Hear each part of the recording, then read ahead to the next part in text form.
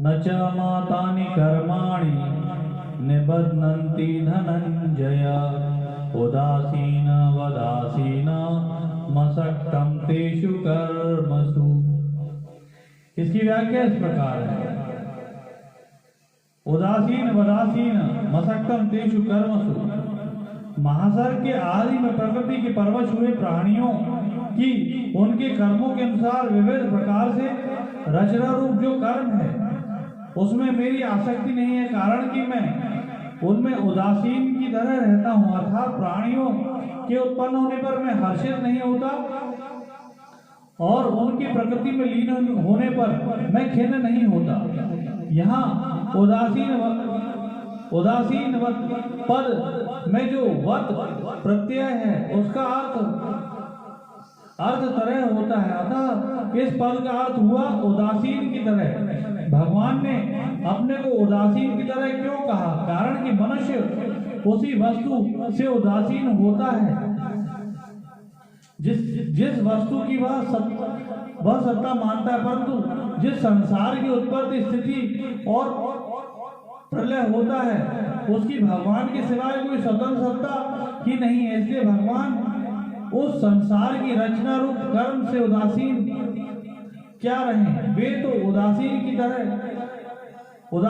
रहते हुए भगवान की दृष्टि में संसार की कोई सत्ता ही नहीं है। तात्पर्य है कि वास्तव में यह सब भगवान का ही स्वरूप है, इसकी स्वतंत्र सत्ता है ही नहीं। न च मातानि कर्माणि निबध्नन्ति। पुरुषलोक में भगवान ने कहा कि प्राणियों के को बार बार रचता हूँ, उस रंजन रूप कर्मों को ही यहाँ तानी कहा गया है। वे कर्म मेरे को नहीं मानते क्योंकि मैं उन कर्मों और फलों के साथ मेरा कोई संबंध नहीं है। ऐसा कहकर भगवान मनुष्य मात्र को यह शिक्षा देते हैं कि कर्म बंधन से छूटने की युक्ति बताते कि जैसे कर्मों में आसक्त न होने से बंधता नहीं हूँ, ऐसे ही तुम लोग भी कर्मों में और उनके फलों में आसक्ति न रखो तो सब कर्म करते हुए भी उनसे बंधोगे नहीं। पुरुषलोक में आसक्ति का निषेध करके भगवान कृतत्वाभिमान का निषेध करते हैं। मय्याध्यक्षेण प्रकृतिम सूयते सचराचरम हेतुना नेन कौन्तेय जगद्विपरि वर्तते। इसकी व्याख्या इस प्रकार है। मेरी सत्ता स्फूर्ति पाकर ही प्रकृति चर अचर जड़ चेतन आदि भौतिक सृष्टि की रचना जैसे बर्फ का जमना आदि कार्य, हजारों मील दूर होने वाले नाटक आदि को देखना, शरीर के भीतर का चित्र लेना आदि आदि कार्य विभिन्न यंत्रों के द्वारा होते हैं, परंतु उन सभी यंत्रों में शक्ति बिजली की होती है।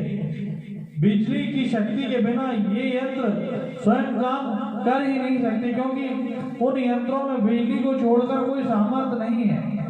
ऐसे ही संसार जो कुछ परिवर्तन हो रहा है, अर्थात अनंत ब्रह्मांडों का सृजन पालन और संहार स्वर्ग आदि लोकों में और नरकों में पुण्य पापों के फल का भोग, तरह तरह की विचित्र परिस्थिति और घटनाएं, तरह तरह की आकृतियां, वेशभूषा, स्वभाव आदि जो कुछ हो रहा है वह सबका सब प्रकृति के द्वारा हो रहा है, पर वास्तव में हो रहा है भगवान की अध्यक्षता अर्थात सत्ता स्फूर्ति से ही, जो नित्य निरंतर अपने आप में स्थित रहते हैं, जिसके आश्रय से प्रकृति घूम रही है और संसार का परिवर्तन हो रहा है। ऐसे परमात्मा की तरफ दृष्टि न डालकर जो उल्टे चलते हैं उनका वर्णन आगे के 2 श्लोकों में करते हैं। अवजानान्ति मां मूढ़ा मानुषी तनु माश्रितम परम भव मजानंतो मम भूत महेश्वरम। जिसकी सत्ता स्फूर्ति पाकर प्रकृति अनंत ब्रह्मांडों की रचना करती है और चर अचर स्थावर जंगम प्राणियों को पैदा करती है, जो प्रकृति और उसके कार्य मार्ग का संचालक, प्रवर्तक, शासक और संरक्षक है, जिसकी इच्छा के बिना वृक्ष का पत्ता भी नहीं हिलता। प्राणी अपने कर्मों के अनुसार जिन जिन लोकों में जाते हैं उन लोकों में प्राणियों पर शासन करने वाले जितने देवता हैं उनके भी जो ईश्वर हैं और जो सबको जानने वाले हैं, ऐसे वह मेरा भूत महेश्वर रूप सर्वोत्कृष्ट भाव स्वरूप है। परम भगवान कहने का तात्पर्य कि मेरे सर्वोत्कृष्ट प्रभाव को अर्थात करने में, न करने में और उल्टे फेर करने में जो सर्वदा स्वतंत्र है, जो कर्म क्लेश विपाक आदि किसी भी विकार से कभी अबद्ध नहीं है, जो क्षर से अतीत और अक्षर से उत्तम है तथा वेदों और शास्त्रों में पुरुषोत्तम नाम से प्रसिद्ध है, ऐसे मेरे परम भाव को मूढ़ लोग नहीं जानते। इससे वे मेरे को मनुष्य जैसा मानकर मेरी अवज्ञा करते हैं।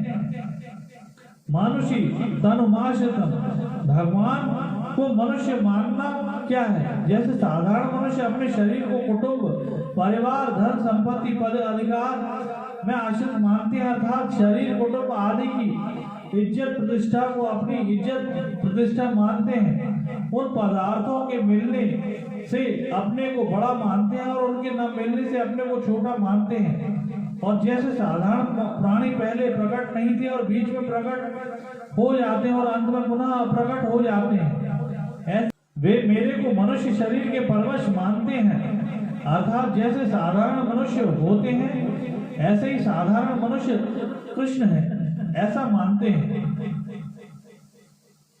अब भगवान आगे के श्लोक में अपनी अवज्ञा का फल बताते हैं।